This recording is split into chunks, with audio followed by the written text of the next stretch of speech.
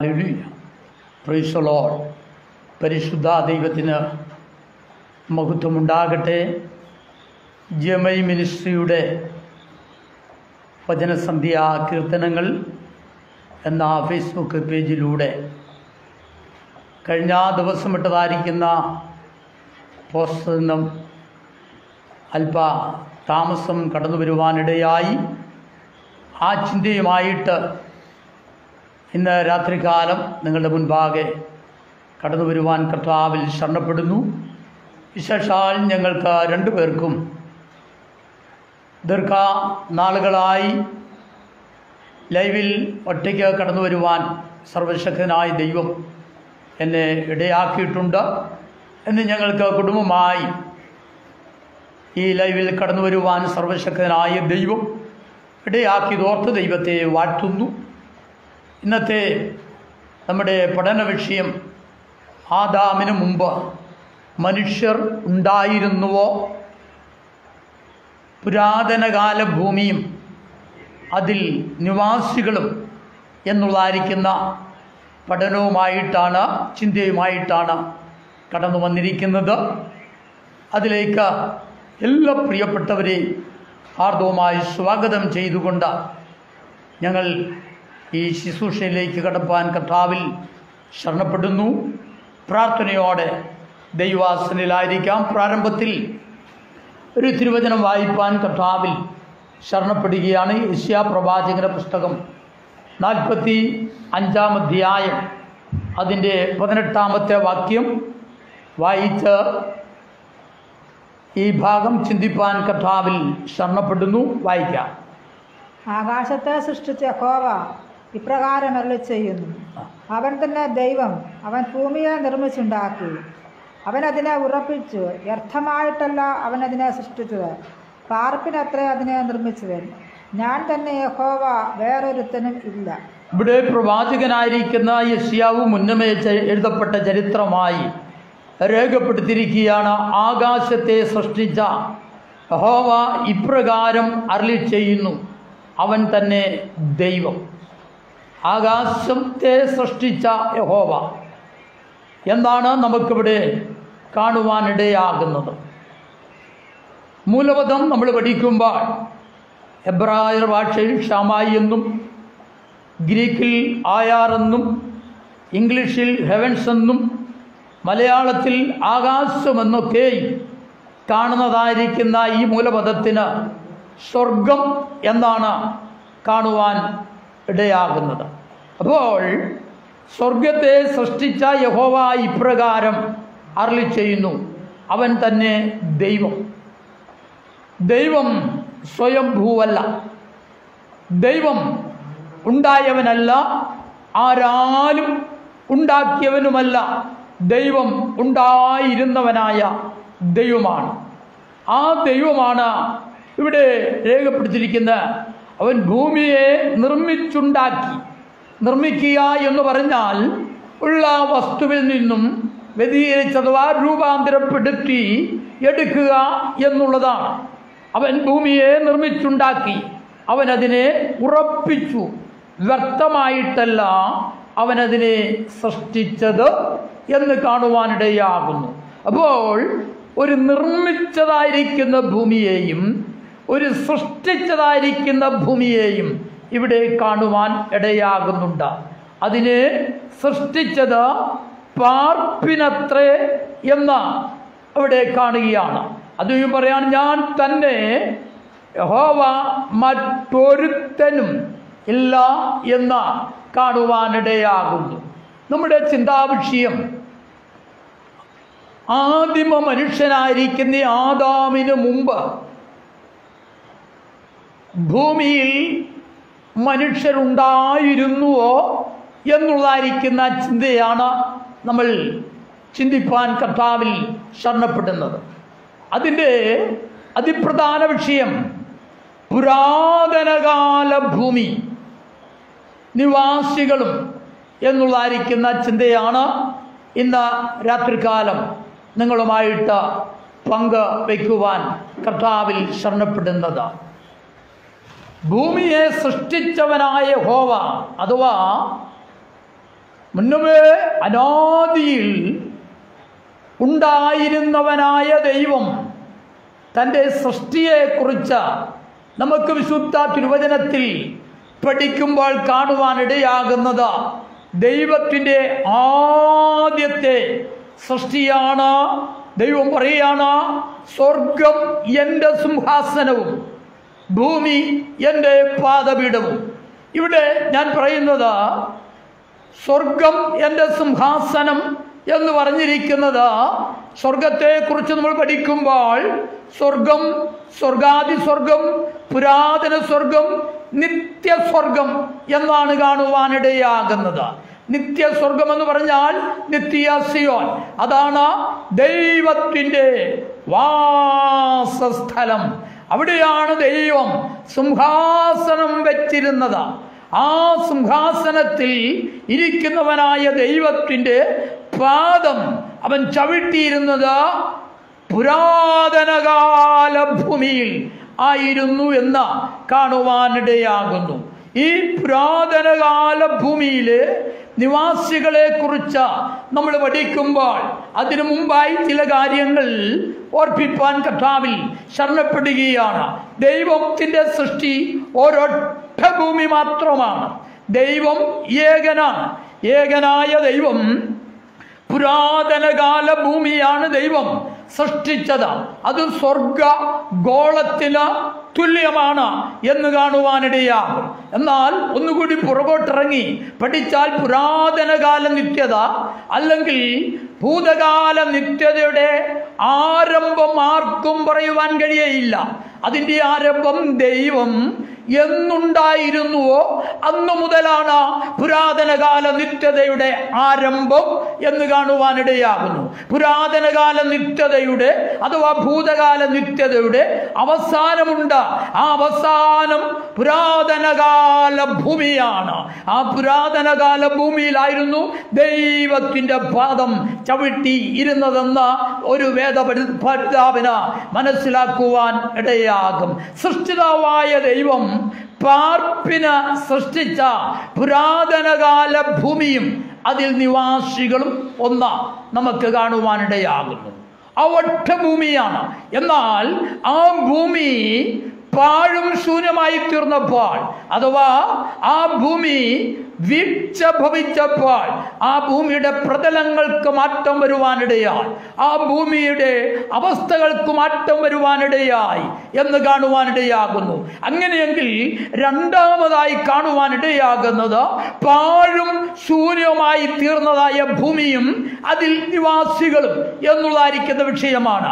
മൂന്നാമതായി കാണുവാനിടയാകുന്നത് ആദിമ ഭൂമിയും അതിൽ നിവാസികളും.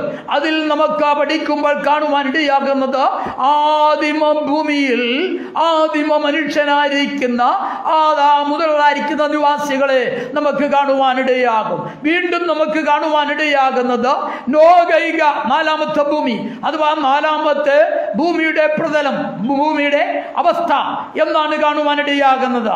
അത് നോഗൈക ഭൂമിയാണ്. അതിൽ നിവാസികൾ കാണുവാനിടയാകുന്നു. 5 ഈ ഭൂമിയും അതിൽ നിവാസികൾ നമുക്കറിയാം. ഈ ഭൂമിയിലെ നിവാസികൾ അരാറാത്ത് പർവ്വതത്തിൽ നിന്നും ഇറങ്ങിയതായിരിക്കുന്നതായ നോഗയും തൻ്റെ ഭാര്യയെയും തൻ്റെ മക്കളായിരിക്കുന്ന ശേം, ഹാം, യാബത്ത്, അവരുടെ ഭാര്യമാര് 8 പേർ, അവരുടെ സന്തതികളാണ് ഇന്ന് ഈ ഭൂമിയിലെ നിവാസികളെന്ന് കാണുവാനിടയാകുന്നു. 6ാമത്തെ ഭൂമിയെ കുറിച്ച് നമുക്ക് പഠിക്കുമ്പോൾ നോഗയുടെ കാലത്ത് യഹോവയായ ദൈവം നോഗയോട് പറഞ്ഞ, ഞാൻ ഇനി ഈ ഭൂമിയെ വെള്ളം കൊണ്ട് നശിപ്പിക്കുകയില്ല, ഈ ഭൂമിയെ ഞാൻ തീക്കായി സൂക്ഷിച്ചിരിക്കുന്നു എന്നാണ്. അങ്ങനെയെങ്കിൽ 6ാമത്തെ ഭൂമിയുടെ പ്രതലം അഥവാ ഭൂമിയുടെ അവസ്ഥ അഗ്നിയാൽ കത്തി എരിഞ്ഞ കരിഞ്ഞ ചാമ്പലായി പോകുന്നതായിരിക്കുന്ന ശോധനപ്പെടുന്നതായിരിക്കുന്നതായ ഒരു ഭൂമി അഥവാ തീയാൽ കത്തി എരിഞ്ഞ് ചാമ്പലാകുന്നതായ ഭൂമിയും അതിൽ നിവാസികളും എന്ന് കാണുവാനിടയാകുന്നു. ഏഴാമതെന്നുള്ളതായിരിക്കുന്ന അക്കം ദൈവത്തിൻ്റെ പൂർണ്ണതയാണ് കാണിക്കുന്നത്. ആ പൂർണ്ണതയെ നമ്മൾ പഠിക്കുമ്പോൾ കാണുവാനിടയാകുന്നത് ഏഴാമത്തെ ഭൂമിയുടെ പ്രതലം, ഭൂമിയുടെ അവസ്ഥ, പുതിയ ആകാശവും പുതിയ ഭൂമിയുമാണ്. നമ്മൾ ഈ പാർക്കുന്നതായ ഭൂമി എന്ത് ചെയ്യാണ്?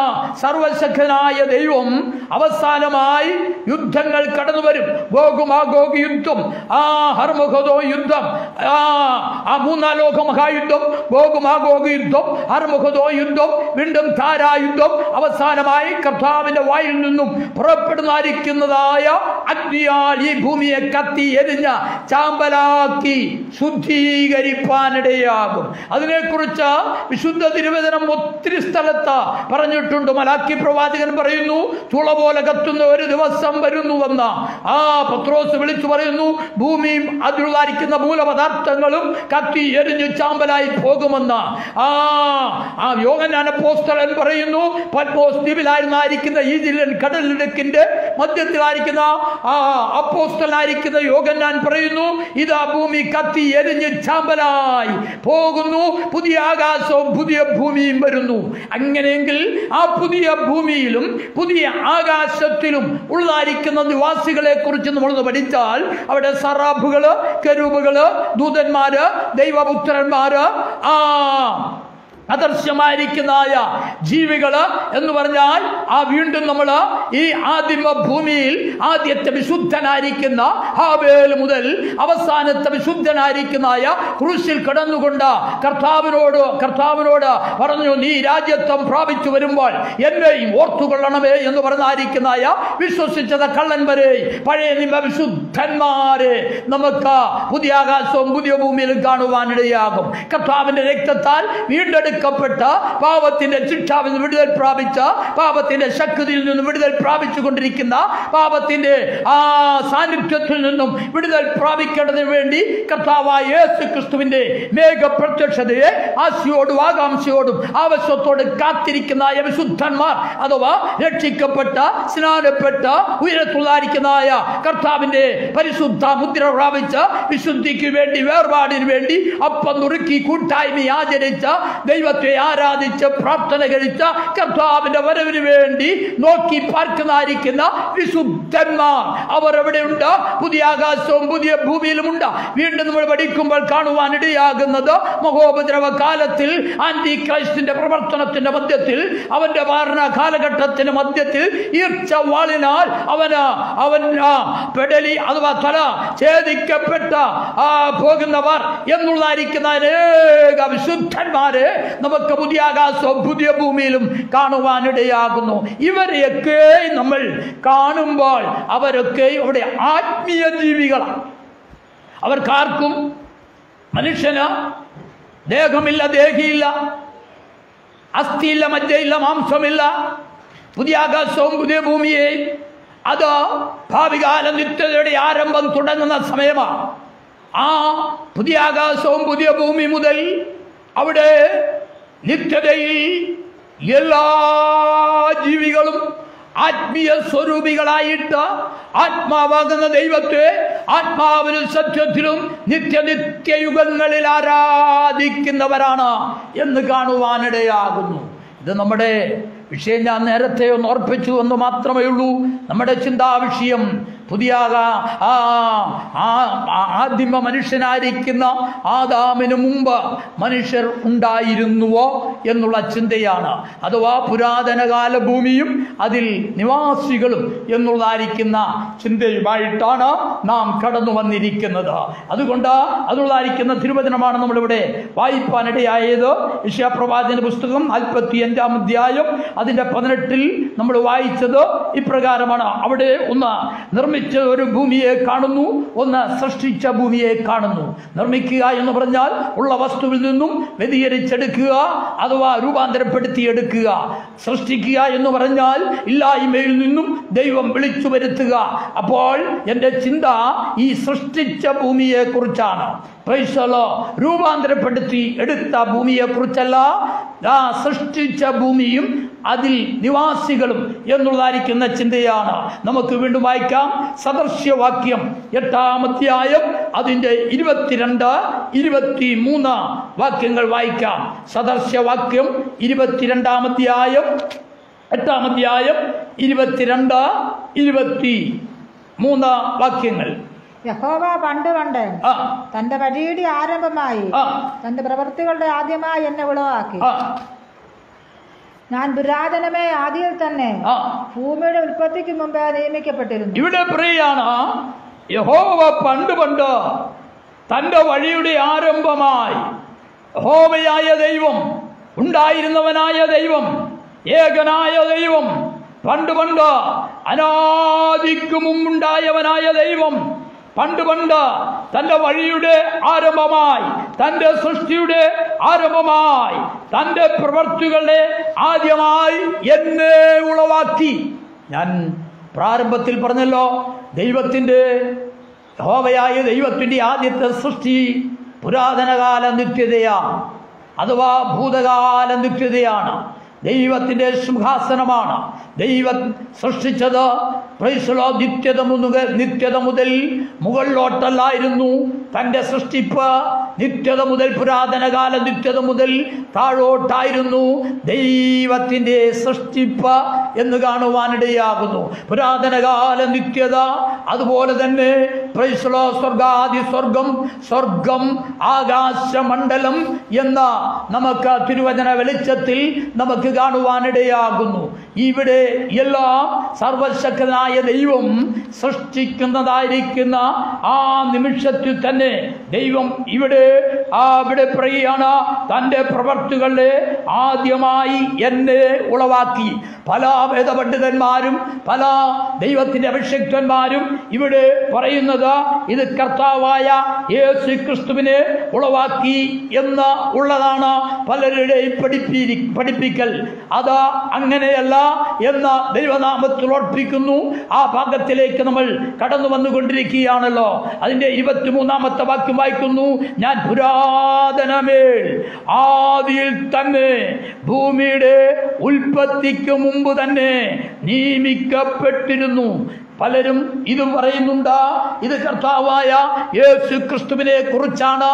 ഇവിടെ ജ്ഞാനിയായിരിക്കുന്ന ദൈവത്തിൽ നിന്ന് ജ്ഞാനം പ്രാപിച്ചവനായ ശലോമോൻ രേഖപ്പെടുത്തിയിരിക്കുന്നത് എന്ന് പറയാറുണ്ട്. ഞാൻ പുരാതനമേൽ ആദിയിൽ തന്നെ ഭൂമിയുടെ ഉൽപ്പത്തിക്ക് മുമ്പ് നിയമിക്കപ്പെട്ടിരിക്കുന്നു എന്ന് പറഞ്ഞ അനാദിയിലല്ല, ആദിക്കുമേ ഞാൻ നിയമിക്കപ്പെട്ടിരിക്കുന്നു എന്നാണ് ഇവിടെ രേഖപ്പെടുത്തിയിരിക്കുന്നത്.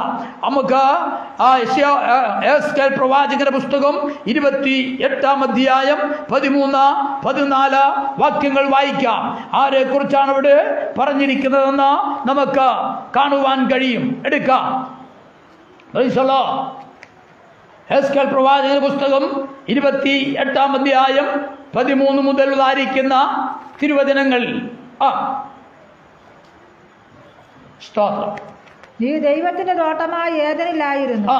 താമ്രമണി, പീതരത്നം, വജ്രം, പുഷ്പരാഗം, ഗോമേതകം, സൂര്യകാന്തം, നീലക്കല്ല്, മാണിക്യം, മരതകം മുതലായ സകല രത്നങ്ങളും നിന്നെ മൂടിയിരുന്നു. നിന്നെ തീർത്ത നാളിൽ നിന്നിലുള്ള തടങ്ങളുടെയും കൂടുകളുടെയും മണി പൊന്നുകൊണ്ടുള്ളതായിരുന്നു. നീ ചിറക് വിടർത്തി മറയ്ക്കുന്ന കെരൂബാകുന്നു. ഞാൻ നിന്നെ വിശുദ്ധ ദേവപർവ്വതത്തിൽ ഇരുത്തിയിരുന്നു. നീ അഗ്നിമയ രഥങ്ങളുടെ മധ്യേ സഞ്ചരിച്ചു പോന്നു. നിന്നെ സൃഷ്ടിച്ച നാൾ മുതൽ നിങ്ങൾ നീതികേട് കണ്ടതുവരെ നീ നടപ്പിൽ നിഷ്കളങ്കനായിരുന്നു. ഇവിടെ പറയാണ്, നീ ദൈവത്തിന്റെ തോട്ടമായ ഏദനിലായിരുന്നു. താമ്രമണി, പീതരത്നം, വജ്രം, പുഷ്പരാഗം, ഗോമേതകം, സൂര്യകാന്തം, നീലക്കല്ല, മാണിക്യം, മരതകം മുതലായ സകല രത്നങ്ങളും നിന്നെ മൂടിയിരുന്നു. നിന്നെ തീർത്ത നാളിൽ നിന്നിലുള്ള തടങ്ങളുടെയും കൂടുകളുടെയും പണി പൊന്നുകൊണ്ടുള്ളതായിരുന്നു. നീ ചിറകു മറയ്ക്കുന്ന കെരൂബാകുന്നു. ഞാൻ നിന്നെ വിശുദ്ധ പർവ്വതത്തിൽ ഇരുത്തിയിരുന്നു. അഗ്നിമരതങ്ങളുടെ മധ്യേ നീ സഞ്ചരിച്ചു പോന്നു. ഇവിടെ വായിക്കുന്നത്, യഹോവയായ ദൈവം പുരാതനകാല നിത്യത സൃഷ്ടിച്ചതിൻ്റെ ശേഷമായിട്ട് ഭൂതകാല നിത്യത അഥവാ സ്വർഗം, സ്വർഗാദി സ്വർഗം, പുരാതന സ്വർഗം, നിത്യ സിയോൻ, ദൈവത്തിന്റെ സിംഹാസനം സൃഷ്ടിച്ചതിന്റെ ശേഷമായിട്ട് ആദ്യം സർവശക്തനായ ദൈവം സൃഷ്ടിക്കുന്നത് 9 വിധമായിരിക്കുന്ന രത്നങ്ങളെ കൊണ്ട് ലൂസിഫറിനെ ദൈവം സൃഷ്ടിപ്പാനിടയായി. Lucifer of son of morning, ചിറക് വിടർത്തുന്നതായിരിക്കുന്ന കെരൂബായിരിക്കുന്നതായ ലൂസിഫറിനെ ദൈവം സൃഷ്ടിച്ചിട്ട് അവനെ ആക്കി വെച്ചിരുന്നത് ദൈവം വസിക്കുന്നതായിരിക്കുന്നതായ ദേവപർവ്വതത്തിൽ തന്നെയായിരുന്നു. അപ്പോൾ തന്നെ അവനൊരു വാഹനമുണ്ടായിരുന്നുവെന്ന് ദൈവത്തിന്റെ വചനത്തിൽ വായിക്കുകയാണ്. അഗ്നിമരതങ്ങളുടെ മധ്യേ അവൻ സഞ്ചരിച്ചു പോന്നു. യഹോവയായ ദൈവം സ്വർഗവും സ്വർഗാദി സ്വർഗവും പുരാതന സ്വർഗവും നിത്യ സ്വർഗവും സൃഷ്ടിച്ചവനായ സർവശക്തനായ ദൈവം ഗോളാന്തര ഗോളങ്ങളിൽ സറാഫുകളെയും കെരൂബുകളെയും ദൂതന്മാരെയും ദൈവപുത്രന്മാരെയും അതുപോലെ അജ്ഞാത ജീവികളെയും അദർശ്യ ജീവികളെയും എല്ലാം ദൈവത്തെ ആരാധിക്കുവാൻ വേണ്ടി ദൈവം സൃഷ്ടിച്ചതായിരിക്കുന്നതായ ഗോളാന്തര ഗോളങ്ങളിൽ അവരെ ആരാധനയുടെ ലീഡറായിരുന്നു സൺ ഓഫ് മോർണിംഗ് ലൂസിഫർ. അവന് ഗോളാന്തരങ്ങൾ ഒരു ഗോളത്തിൽ നിന്നും മറ്റൊരു ഗോളത്തിലേക്ക് ഗോളാന്തര ഗോളങ്ങളായി അവൻ കടന്നു പോകേണ്ടതിന് വേണ്ടി ദൈവം അവന് വേണ്ടി ഒരുക്കിയിരുന്നായിരിക്കുന്നതായ വാഹനമായിരുന്നു അഗ്നിമരതം. ഇന്ന് നമുക്ക് അനേക രഥങ്ങളെ ഈ ഭൂമിയിൽ കാണുവാനിടയാകുന്നു. എന്നാൽ ലൂസിഫറിന് സർവശക്തനായ ദൈവം ഗോളങ്ങളിലൂടെ സഞ്ചരിക്കേണ്ടതിന് വേണ്ടി ഒരു ഗോളവാസികൾ ദൈവത്തെ ആരാധിക്കുന്നുണ്ടോ എന്ന ദൈവം അന്വേഷണത്തിന് വേണ്ടി അവിടെ ആരാധന ലീഡറാക്കി ദൈവം വെച്ചതായിരിക്കുന്ന വ്യക്തിയായിരുന്നു ലൂസിഫർ. ഇന്ന് മനുഷ്യപുത്രനായിരിക്കുന്ന കർത്താവായ യേശുക്രിസ്തു സ്വർഗത്തിൽ നിന്നും ഭൂമിയിലേക്ക് നോക്കിയാണ് തന്നെ ആരാണ് ആരാധിക്കുന്നത് എന്ന് നോക്കുന്നത് പോലെ തന്നെ ഗോളങ്ങളിലേക്ക് യാത്ര ചെയ്ത് കടന്നുപോയി ഗോളാന്തര ഗോളങ്ങളിൽ യാത്ര ചെയ്യുവാൻ അഗ്നിമരതം ഈ ലൂസിഫറിന് ദൈവം നൽകിയിരുന്നു എന്ന് കാണുവാനിടയാകുന്നു. നമുക്ക് വീണ്ടും വായിക്കാം. യെശയ്യാ പ്രവാചകന്റെ പുസ്തകം 45-ാം അധ്യായം അതിന്റെ 12-ാമത്തെ വാക്യം നമുക്ക് വായിക്കാം. യെശയ്യാ പ്രവാചകന്റെ പുസ്തകം വായിക്കാം. 45:12. ഞാൻ ഭൂമിയെ ഉണ്ടാക്കി അതിൽ മനുഷ്യനെ സൃഷ്ടിച്ചു. എന്റെ കൈ തന്നെ ആകാശത്തെ വിരിച്ച് അതിലെ സകല സൈന്യത്തെ ഞാൻ കൽപ്പിച്ചാക്കിയിരിക്കുന്നു. ഇവിടെ ശ്രദ്ധിക്കണമേ. ഞാൻ ഭൂമിയെ ഉണ്ടാക്കി അതിൽ മനുഷ്യനെ സൃഷ്ടിച്ചു. എന്റെ കൈ തന്നെ ആകാശത്തെ വിരിച്ച അതിൽ സകല സൈന്യത്തെയും ഞാൻ കൽപ്പിച്ചാക്കിയിരുന്നു. അപ്പോൾ സർവശക്തനായ ദൈവം സ്വർഗമണ്ഡലങ്ങളിൽ അഖിലാണ്ട മണ്ഡലം അടിച്ചൊരുക്കി. സർവശക്തനായ ദൈവം അതിലൊക്കെ ഓരോരോ സൂത്രമിണക്കി ഉണ്ടായിരുന്നവനായ ദൈവം, അനാദിക്ക് മുമ്പ് ഉണ്ടായിരുന്നവനായ ദൈവം അതിലൊക്കെ ദൈവത്തെ ആരാധിക്കുവാൻ വേണ്ടി ഓരോരോ ഗോളങ്ങളിലും ദൂതന്മാരെയും സറാഫുകളെയും കെരൂബുകളെയും ദൈവപുത്രന്മാരെയും അദർശ്യ ജീവികളെയും ഹല്ലേലൂയ ദൈവം ആക്കി വെച്ചിരുന്നുവെന്ന ഈ വാക്യത്തിൽ വായിക്കുകയാണ്. ഞാനാണ് ഭൂമിയെ ഉണ്ടാക്കിയത്, അതിൽ മനുഷ്യനെയും സൃഷ്ടിച്ചു. മനുഷ്യനെയല്ല, മനുഷ്യനെയും സൃഷ്ടിച്ചു. എന്റെ കൈ തന്നെ ആകാശത്തെ വിരിച്ചു, അതിലെ സകല സൈന്യത്തെയും ഞാൻ കൽപ്പിച്ചാക്കിയിരുന്നു. ഞാൻ കൽപ്പിച്ചാക്കിയിരുന്നു എന്നാണ് അവിടെ വായിപ്പാനിടയാകുന്നത്. നമുക്ക് വായിക്കാം. സദൃശവാക്യം 8-ാം അധ്യായം 26 മുതൽ ഉദാഹരിക്കുന്ന തിരുവചനങ്ങൾ വായിക്കാം. 26 മുതൽ 31 വരെ ഉദാഹരിക്കുന്ന വാക്യങ്ങൾ നിർത്തി ഇവിടെ വായിക്കാം. സദൃശ്യം 8:26. അവൻ ഭൂമിയെയും വയലുകളെയും ഭൂതലത്തിന്റെ പൊടിയുടെ തുകയെയും ഭൂതലത്തിന്റെ പൊടിയുടെ തുകയെയും ഉണ്ടാക്കിയിട്ടില്ലാത്ത സമയത്തു തന്നെ. ഇവിടെ ശ്രദ്ധിക്കണം, ഇത് ലൂസിഫറിന്റെ വാക്കാണ്. ഇത് കർത്താവായ യേശു ക്രിസ്തുവിന്റെ വാക്കല്ല. യേശു ക്രിസ്തുവിനെ നാം അറിയുവാൻ തുടങ്ങിയിട്ട് കേവലം 2000 വർഷങ്ങൾ മാത്രമേ ഉള്ളൂ. അതിനു മുമ്പ് പിതൃപുത്ര പരിശുദ്ധാത്മാവാകുന്ന ത്രിയേകനായ ദൈവം ഏകനായ ദൈവമാണ്. സ്തോത്രം. നിത്യതയിൽ ദൈവം, പുരാതന നിത്യ ദൈവം ഏകനാണ്.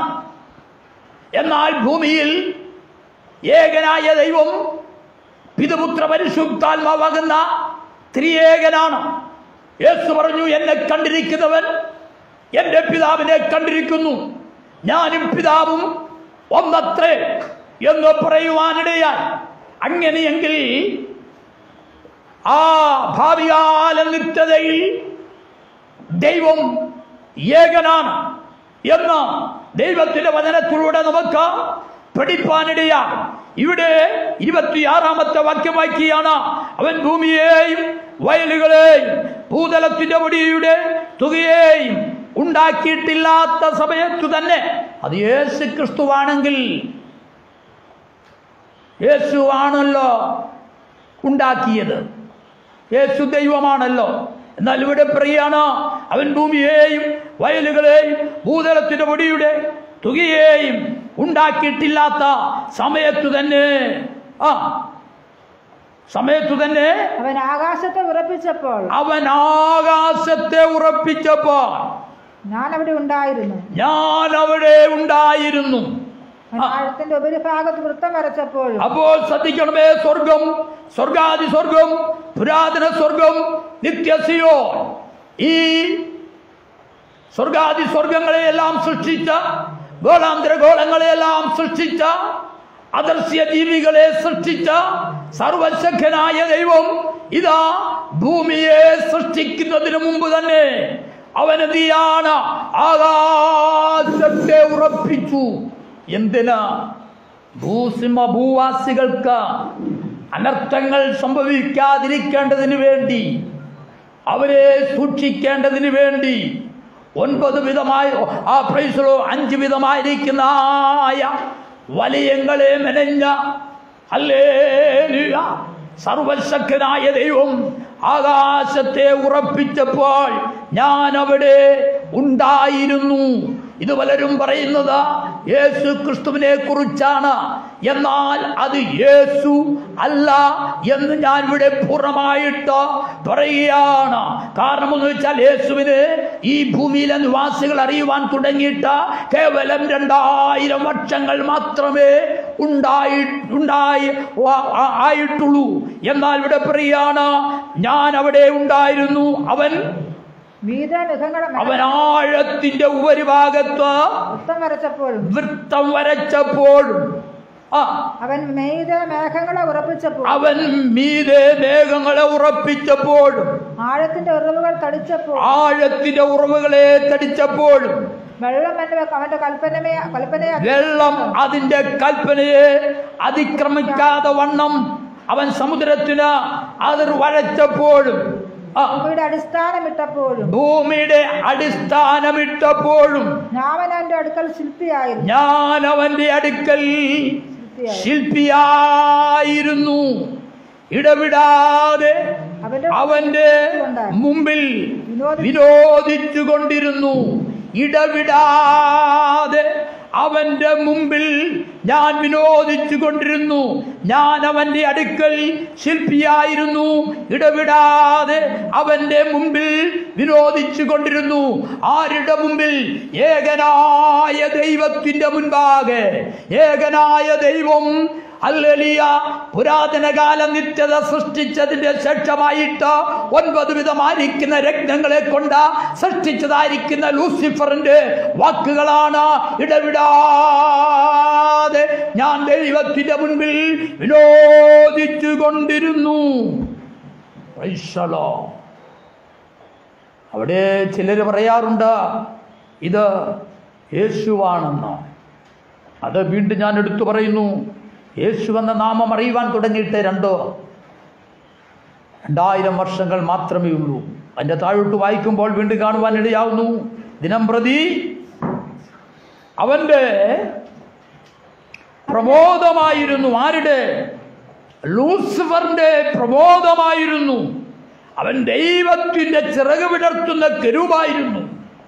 ഇന്നത്തെ നമ്മുടെ ക്രിസ്തീയ സംഗീതത്തിൻ്റെ ഗായകർ, ലീഡർമാർ, കൊയർ ലീഡർമാർ, അവർ ആരാധനയ്ക്ക് നേതൃത്വം നൽകുന്നത് പോലെ ഗോളാന്തര ഗോളങ്ങളിൽ ദൈവത്തെ ആരാധിക്കുന്നതായ ആദർശ ജീവികളുടെ മധ്യത്തിൽ ആരാധന ലീഡറായിരുന്നു ലൂസിഫർ.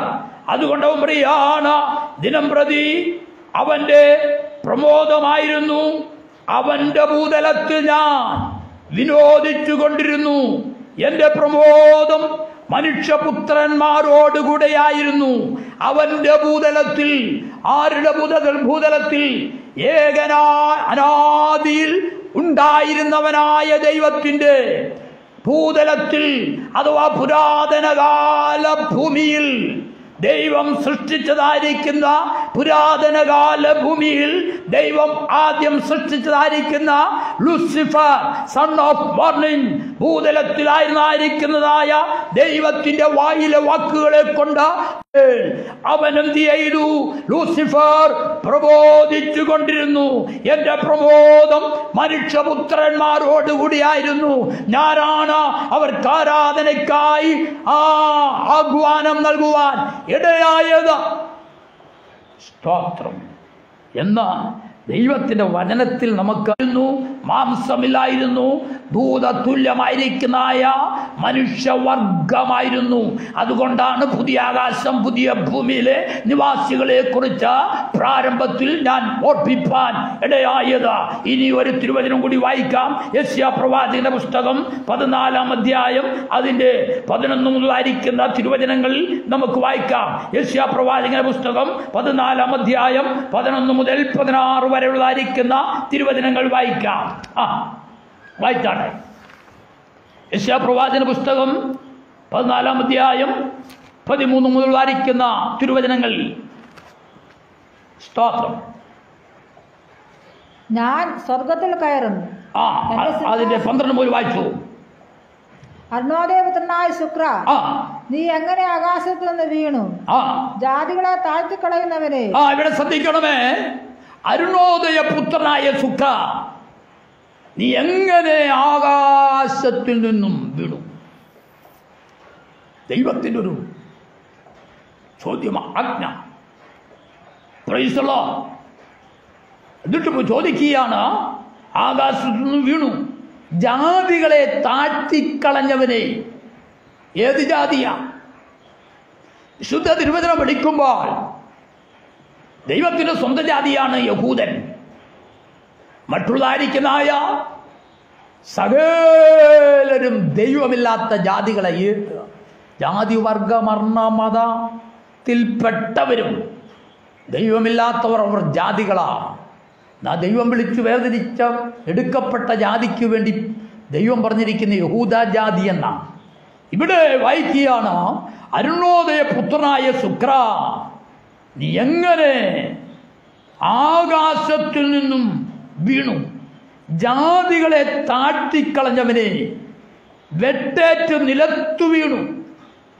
അത് എടുത്തു പറയുക അവന്റെ ചിന്ത.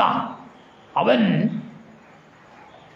സ്വർഗമണ്ഡലത്തിൽ നിന്നും നിത്യതയിൽ നിന്നും ഗോളാന്തര ഗോളങ്ങളിൽ യാത്ര ചെയ്തുകൊണ്ട് ദൈവത്തെ ആരാധിക്കുന്നതായിരിക്കുന്ന അദർശ്യമായിരിക്കുന്ന ആരാധനകളുടെ ലീഡറായിരുന്നായ ലൂസിഫർ അവന്റെ അഗ്നിമരഥത്തിൽ കയറി പുരാതനകാല ഭൂമിയിൽ ഇറങ്ങി.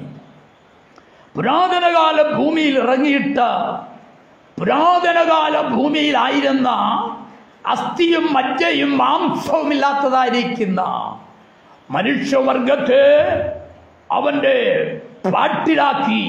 അവൻ നോക്കുമ്പോൾ എല്ലാ ഗോളങ്ങളിലും കടന്നു പോകുവാനും ദൈവം നിത്യതയിൽ വസിക്കുന്നവനായ ദൈവം പുരാതനകാല നിത്യതയാന്ന സിംഹാസനത്തിൽ ഇരിക്കുമ്പോൾ ഗോളാന്തര ഗോളങ്ങളിൽ മുഴുവനും യാത്ര ചെയ്യുവാനുള്ളതായിരിക്കുന്ന അനുവാദമുള്ളതായിരിക്കുന്ന ലൂസിഫർ ഈ ഭൂമിയിൽ പുരാതനകാല ഭൂമിയിൽ ഇറങ്ങിയിട്ട് പുരാതനകാല ഭൂമിയിലെ നിവാസികളായിരിക്കുന്ന അസ്ഥിയും മജ്ജയും മാംസവും ഇല്ലാത്തതായിരിക്കുന്ന ആത്മീയ മനുഷ്യവർഗത്തെ അവന്റെ പാട്ടിലാക്കി അവനോട് ചേർത്തു.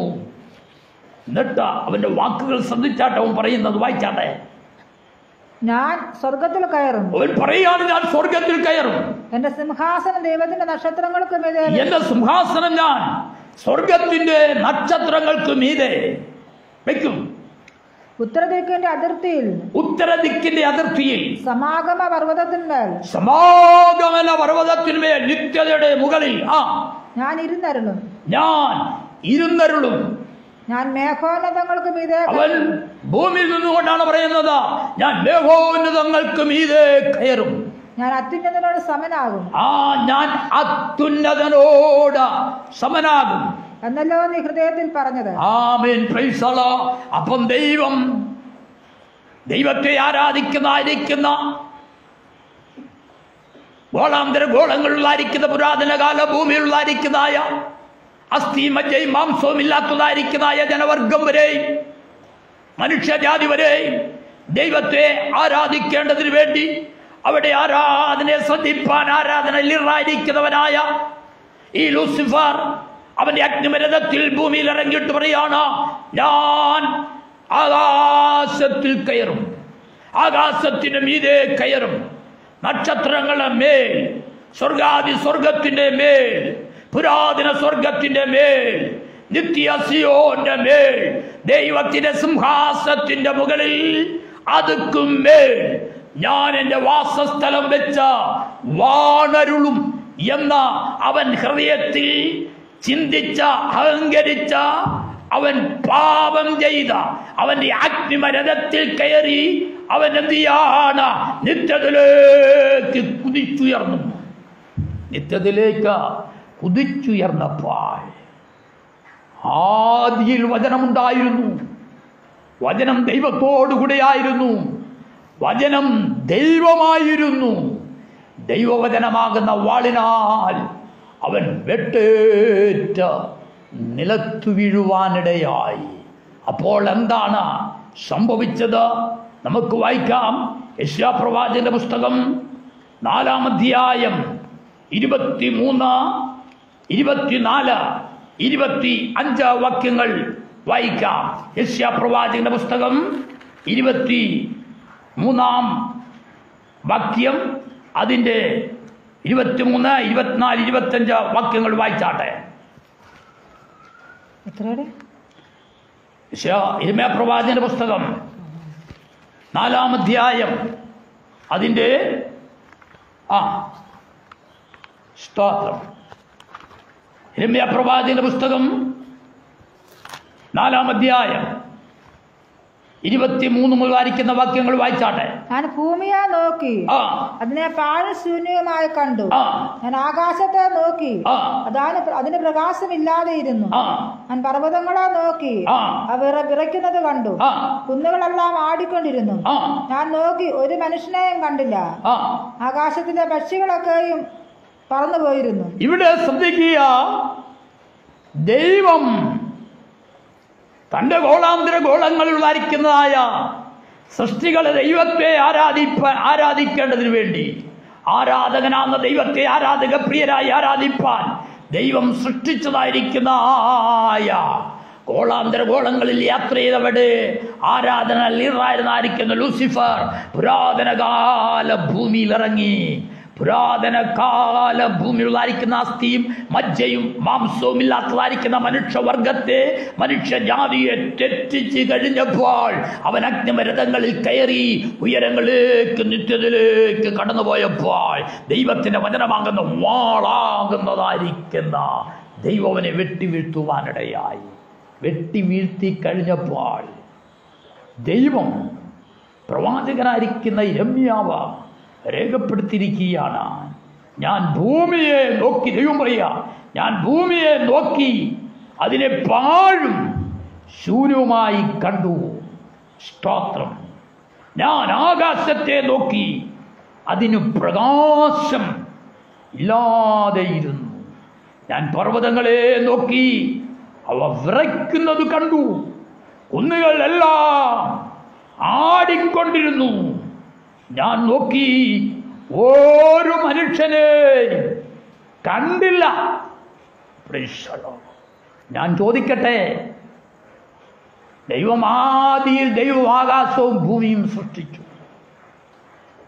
ആ ഭൂമിയിൽ ആദിമ മനുഷ്യനായിരിക്കുന്ന ആദാമിനെ ഹവ്വയും സൃഷ്ടിച്ചിട്ട് എന്നെങ്കിലും ഭൂമിയിൽ മനുഷ്യരില്ലാതിരുന്ന ഒരു കാലമുണ്ടോ?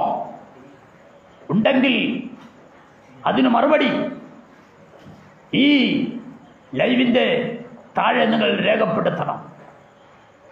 അതുകൊണ്ടാണ് പറയുന്നത്, പുരാതന കാല ഭൂമിയിൽ അസ്ഥിയും മജ്ജയും മാംസവും ഇല്ലാഞ്ഞതായിരിക്കുന്നതായ മനുഷ്യവർഗം നിമിത്തമായിട്ട് ദൂതനായിരിക്കുന്ന ലൂസിഫർ അവരെ തെറ്റിച്ചതിൻ്റെ ഫലമായിട്ട് ദൈവം ഭൂമിയെ പാഴും ശൂന്യവും ആക്കി തീർത്തു.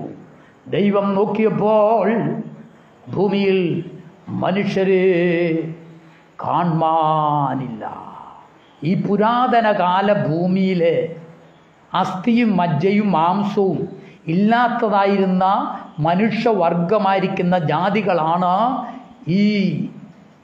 ഈ ഭൂതലങ്ങളിൽ, അഥവാ 6 ഭൂമിയുടെ ഭൂതലങ്ങളിലും പ്രതലങ്ങളിലും ദുരാത്മാക്കളായിട്ട് ആയിരിക്കുന്നത്. ഒരു തിരുവചനം കൂടി വായിച്ച എൻ്റെ വാക്കിൽ നിന്നും വിരമിപ്പാൻ കർത്താവിൽ ശരണപ്പെടുന്നു. ഉൽപ്പത്തി പുസ്തകം 1-ാം അധ്യായം 1-2 തിരുവചനങ്ങൾക്ക് വായിച്ച ഈ സന്ദേശത്തിൽ നിന്നും വിരമിപ്പാൻ കർത്താവിൽ ശരണപ്പെടുന്നു. വായിക്കാം. ആദിയിൽ ദൈവം ആകാശവും ഭൂമിയെ സൃഷ്ടിച്ചു. ആദിയിൽ ദൈവം ആകാശവും ഭൂമിയെ സൃഷ്ടിച്ചു. ഭൂമി പാഴായും ശൂന്യമായും ഇരുന്നു. ഭൂമി പാഴായും ശൂന്യമായി വരുന്നു. ആഴത്തിന്മീതെ ഇരുളുണ്ടായിരുന്നു. ആഴത്തിന്മീതെ ഇരുളുണ്ടായിരുന്നു. ദൈവത്തിന്റെ ആത്മാവ് വെള്ളത്തിന്മീതെ പരിവർത്തിച്ചു. ദൈവത്തിന്റെ ആത്മാവ് വെള്ളത്തിന്മീതെ പരിവർത്തിച്ചു കൊണ്ടിരുന്നു. പുരാതന കാല ഭൂമി ലൂസിഫറിനാൽ, അവന്റെ അഹങ്കാരത്താൽ പാപത്തിനധീനമായി ശാപമായി തീർന്നപ്പോൾ അതിലുള്ളായിരിക്കുന്ന മനുഷ്യവർഗം, അസ്ഥിയും മജ്ജയും മാംസമില്ലാത്തായ മനുഷ്യവർഗം ദുരാത്മാക്കളായി തീർന്നപ്പോൾ, പാഴും ശൂന്യമായി തീർന്നപ്പോൾ, പാർപ്പിന് ദൈവം സൃഷ്ടിച്ചതായിരിക്കുന്ന ഭൂമിയെ സർവശക്തനായ ദൈവം, ഒന്നുകൂടി പറഞ്ഞാൽ അനാദികാലങ്ങൾക്ക് മുമ്പ് ഉണ്ടായിരുന്നവനായ ദൈവം, അനാദിയുടെ ആരംഭത്തിൽ ആദിയിൽ സൃഷ്ടിച്ച ഭൂമി ഈ ദൂതൻ മുഖാന്തരമായിട്ട് പാഴും ശൂന്യവുമായി തീർന്നപ്പോൾ ആ ഭൂമിയെ സർവശക്തനായ ദൈവം എന്ത് ചെയ്യുക?